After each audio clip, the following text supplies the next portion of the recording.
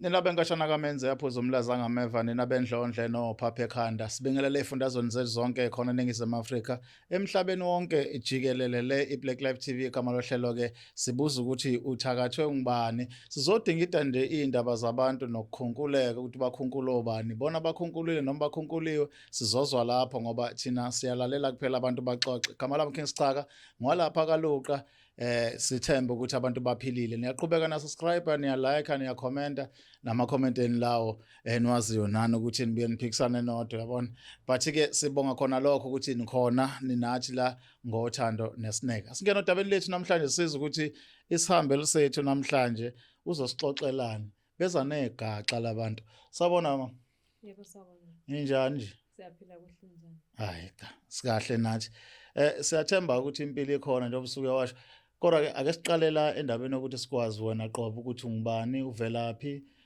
kungani la Igama lami mina nginomusa ngwakwamiya. Ngikhulele le emaXhoseni.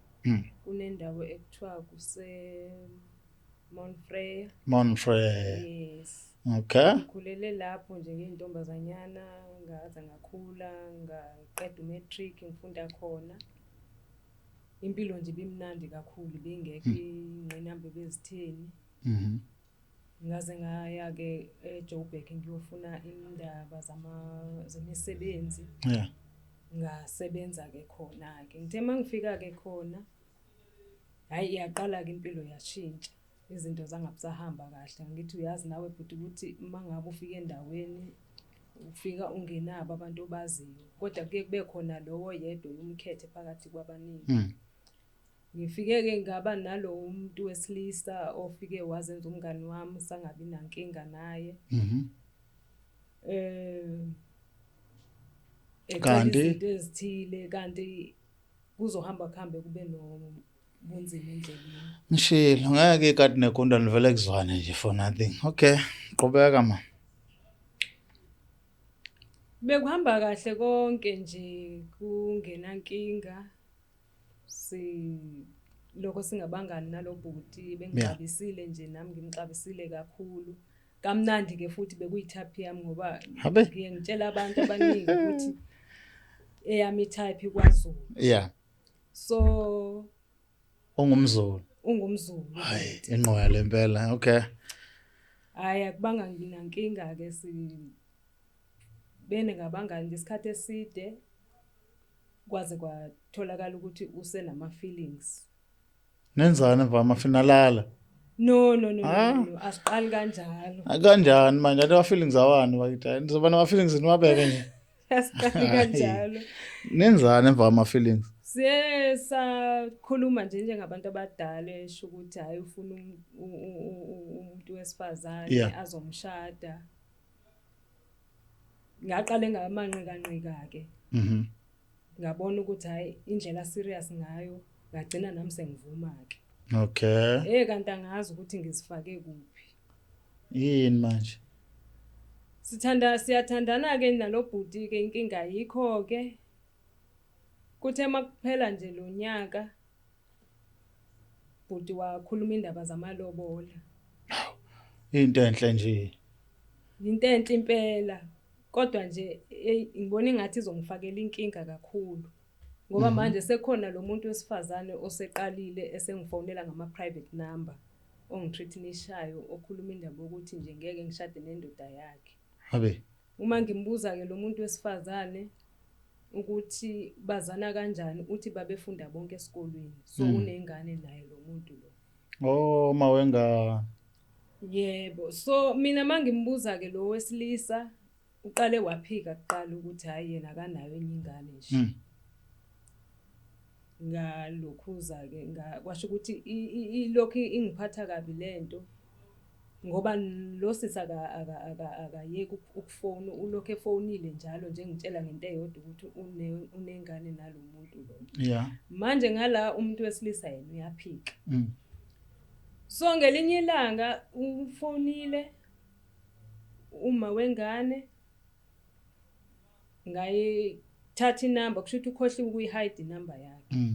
Bese ngiyayithatha ke inamba lena ngiyibeke ngibese uyafika ke ubaba wekhaya ngiyamtshela ukuthi hayi kunomuntu ongifonelile la inamba yakhe ithi ngabe uyayazi inde nami. Yeah. Waphika kwa namba leyo wathi inamba nje hayi uyaqala nje lokuyibona. Akamazi umuntu akayazi nami. Akamazi umuntu akayazi nami. Okay. Hey ngimbone kodwa ukuthi ngeke lento ayikhulumayo Akulona iqiniso. akusile iqiniso kusho ukuthi nje usenqena nje ukuqala ukukhuluma iqiniso manje ngoba vele sezima aphethelweni. Sekuyalotsholwana manje sekuzoshada. Hayi ubhuti ngelinye ilanga athe sahambile ekhohlwa ifoni ikhali ifoni yakhe. Mangithi ngiyayiphendula ifoni yakhe ngizotshela umuntu lo fonayo ukuthi hayi le umnikazi wefoni ake kusaphuma ya. Hey avela ngithuke lo sisi. Hawu. Ngithi mangithi nje hello avela mani ilesifebe. Hawu. Kanjalo nje. Buti ngithi mina hawu. Ngibese ngiyayiyeka ke ifoni kanjalo. Yeah. Ngiyibeka ifoni athi mayebuya ntambama ngibese ngiyabuza mina ngithi mina hawu. Efonini yakho manje sengibizwa ngesifebe ngoba yini? Athi hayi kusho ukuthi nje khona nje umuntu obefonela i-wrong number. Ngithi mina i-wrong number. Inkinga phela yile yokuthi manje ngibizwa ngesifebe futhi lo muntu uyangazi mangithi ubhekisisa kahle. Yeah. Ngoba ubengeke angibize ngesifebe engangazi. Hayi aphike kanjalo ayikwarazise le nto kube into engathi ayikho vele siyiyeke nami ngiyiyeke futhi idlule. Mhlawumbe singaqhubeka lo bhodi lo ofuna ukuba umyeni wakho one day ngesikhathi hlangana naye wayevela ebukhali mhlawumbe khona izimpawu oyibona ukuthi unazi intombi noma wawubona wona umuntu innocent nje oqondile noma into nje evumbuka manje ubona ukuthi sekukhona okusolayo. Eqinisweni wakasinguye umuntu othanda abantu besifazane. Ngizobe ngimqambela amanga ngithi khona engake ngambona mhlambe ekwenza. Yeah. Ngizobe ngiqamba amanga amakhulu nje ngoba naleyo phone yakhe into nje esekuba uvalo manje mangabe ishila. Into eyenzeka manje ngoba uqala kade siqala ukuthandana naye ibingenzeki leyo nto. Ubeyishiya ifoni yami namahambe neyami ifoni. Yeah. Impilo nje imnandi. Kodwa since sekufona lo sisi manje sekunzima manje mina naye ukuthi kube lula ukuthi ashiye ifoni nami ifoni yamahambe naye ngoba besithembana mina naye. Uthi ayikho into awake yenza ukuthi ngimsole. Yeah. But ke since sekhona lo sisi lo fonayo izinto seziqala ukushuba ngempela naye futhi ngiyambona ukuthi kwayena useshintshile ke manje. Ikhona intembi mhlawumbe yenzakala ekhaya since lo sesingcingo zakhe engena between nina no baba la. Ngiqale ngabizwa nguSqueezer ezongixwayisa indaba yalo sisi ukuthi angiqaphele. Usisi ufikile kuyena ezomtshela ukuthi angikhuzi ukuthi angihlukane nendoda. Kungenjalo ngizofa. Ngathi mina kuSqueezer ayikho leyo nto akekho umuntu ongenza lo nto uzongibulalela indoda ngoba yini. Athi uSqueezer ngiyakhuza njalo basoba. Lo muntu uzokulimaza and lento ayishoyo le uyisho ngempela ukuthi uzoyenza akadlali. Kube into engenandaba nayo mina leyo. Tekusuka ngelinye ilanga futhi afone usisi lo. Athi uyakufuna yini ukufa? Ngithi mina ngizobulawa yini? Athi lo sisi ngithe mangabe ungafuni ukufa hlukana naleyo ndoda. Nami ngiyayifuna leyo ndoda leyo ngeke uzushade wena ngisekhona mina. Hawu. Sisi kanti izikhiphani ngawo okungcona ke sibonane mina nawe sikhulume face to face. Yeah. Athi haya ngeke ngiyenze leyo nto wena wayefuna ukungibona ngithi mina no kukhona ezinye izinto ekufanele sibhekane mina nawe ubuso nobuso ukuze siz understand kahle ukuthi zenzana kanjani. Lento yamafoni ngithi ngisafona ngisakhuluma nawe usuyangithuka udrop amafoni uyangithreatenisha mina ingisebenzeni mina ngifuna ukubonana nawe nje ubuso ngobuso ngizwe istory sakho nawe ukuthi uthini ya. Yes.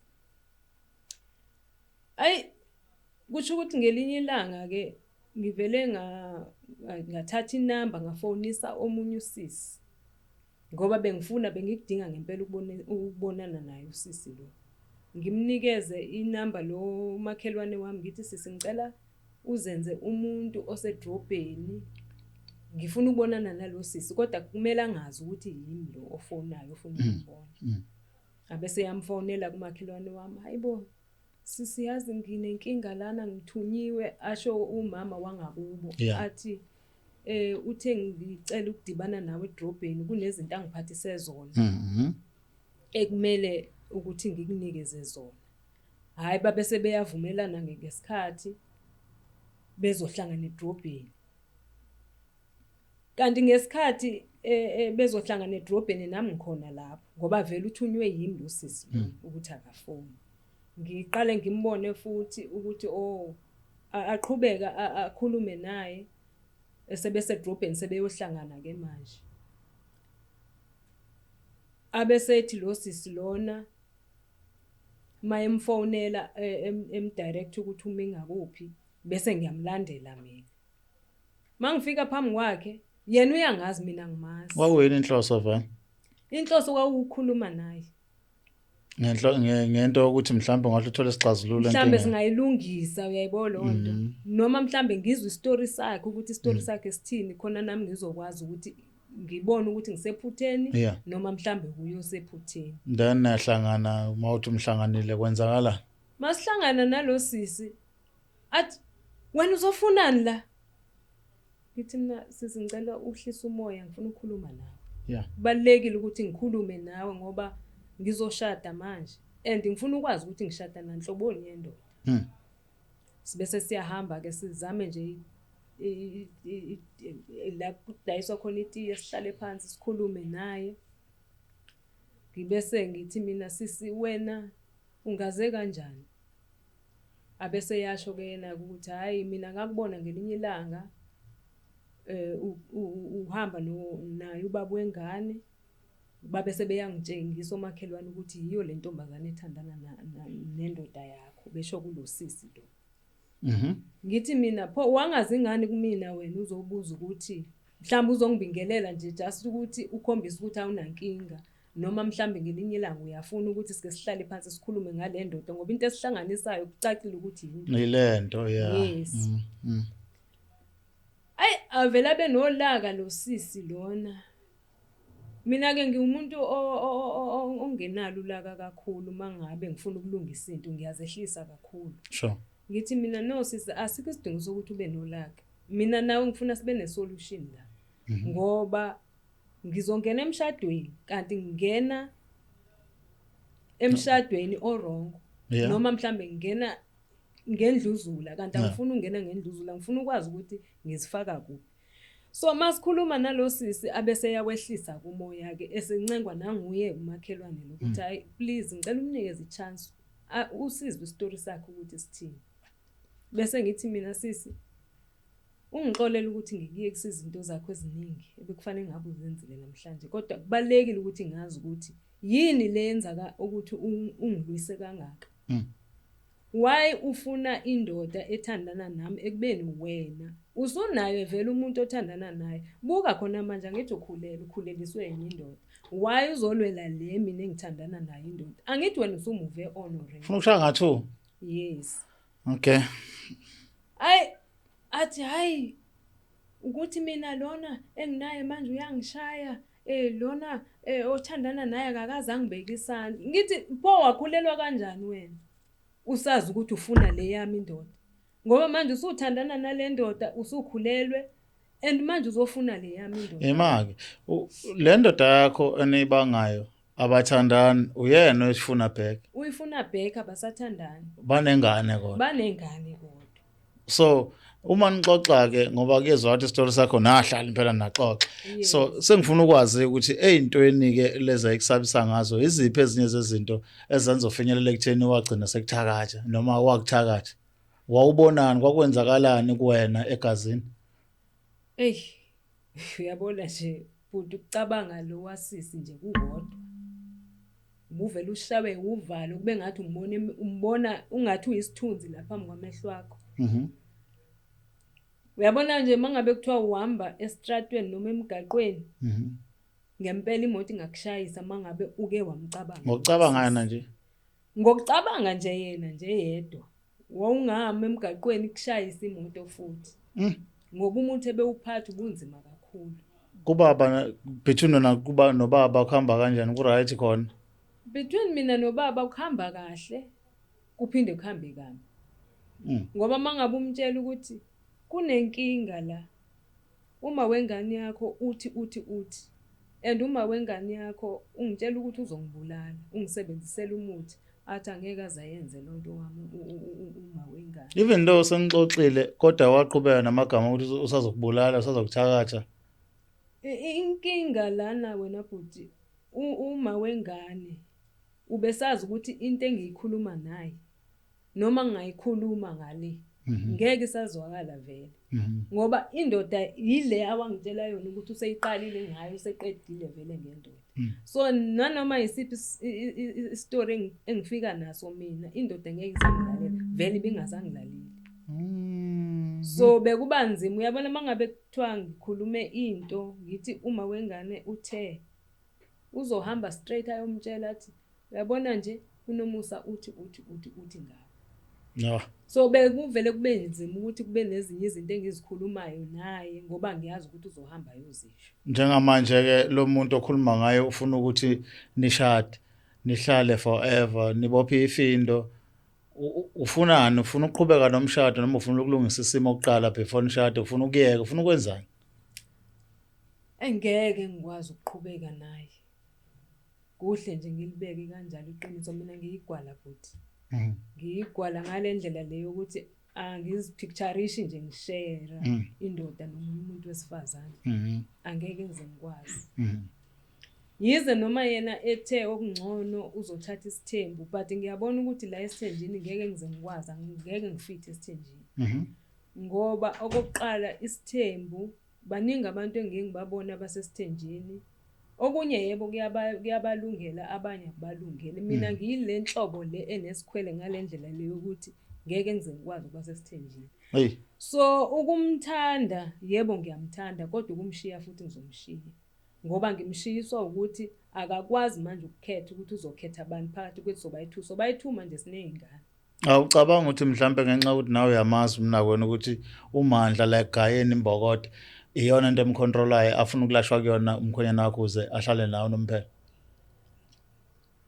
Noma ngalashwa kuyafana ngoba manje angisho uma wengane ufuna bona ukuthi abathandane. Yeah. So obvious kunezinye izinto ekumele mina ngizilindele ezisazoqhamuka ngoba sobe singahlukananga. Noma ngalashwa kodwa futhi usenayo usazibeke engcupheni ngoba usazobuya lo muntu wesifazane azomphinda futhi. Nanokuthi umuntu lo engithandana naye akakholelwa noma akabelieve ukuthi lo muntu wesifazane ikhona into angamenza yona. So umuntu omumbi manje yimina. Wena, yes. Yes. So ayikho into ongamtshela yona ukuthi uma wengane this, uma wengane that, because yena wazi ukuthi nje mina ayikho into engingayikhuluma. Thina sobayi-2 nalo muntu wesifazane sisendaweni eyodwa in the same level, so akekho omunye ongathakatha umuntu. So kunzima ukulungisa izinto ezikanjalo. Ngiyayibona.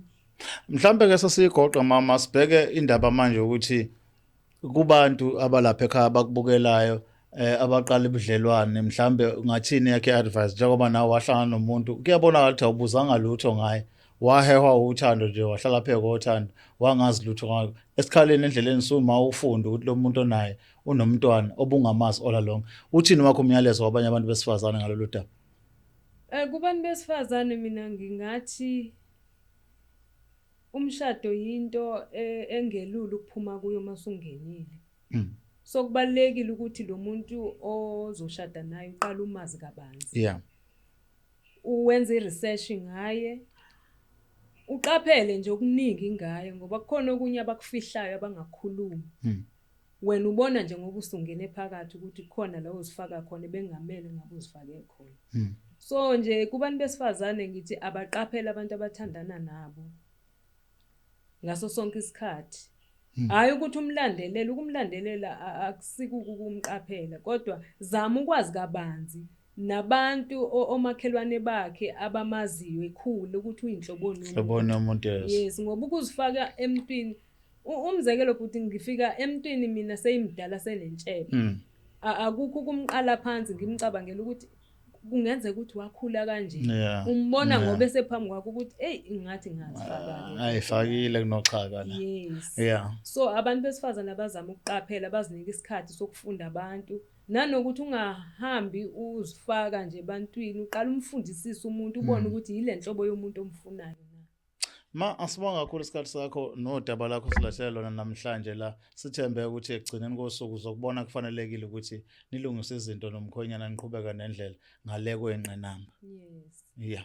Black Life TV sinawe la ohlelweni olubizwa ukuthi uthakatho ngibani sikhuluma nowesifazane othi impela indlela yakhe sisekuphumeni la ade selungiselela khona ukucaca ngenxa ukuthi ke kukhona umnako wabo ongambekisile phansi othi kuyofoyedwa phakathi kwabo wabili uma ukuthi uyaqhubeka nokushada nalowo muntu. Asazi ke advice yakho ukuthi thini ungasithinta ucomment siza ukuthi kuthini ukuphawula kwakho la kwi Black Life TV. Kama lami King Sichaka ngokaluqa nisale kahle. Ngifisa ukunichazela kabanzi ngokuthi iBlack Life TV is in partnership with uEasyBet. So ikhona ke ilink lapho kwi-description mekukuthi umuntu othanda ukubheja mhlambe ubuka ibhola noma mhlambe amahashi noma yini lezi zinto enithanda ukubheja ngazo nje ningakhona ukubheja nisebenzisa i-promo code ethi black50. Ngiyathemba ukuthi ngiyakukhumbula ublack wethu uthi uno Q akusiyona uCK but uno Q, so usebenzisa othi black 50 i-promo code mufuna ukubheja. So immediately uregister ku EasyBet mawusebenzisa i-promo code ethi black50 uyakhona ukuthi uthole i-voucher ka-R50 mahala mase bekunikeza nama spins ay-25. So ibani ni register ngiyithanda kakhulu. It's the Black Life TV.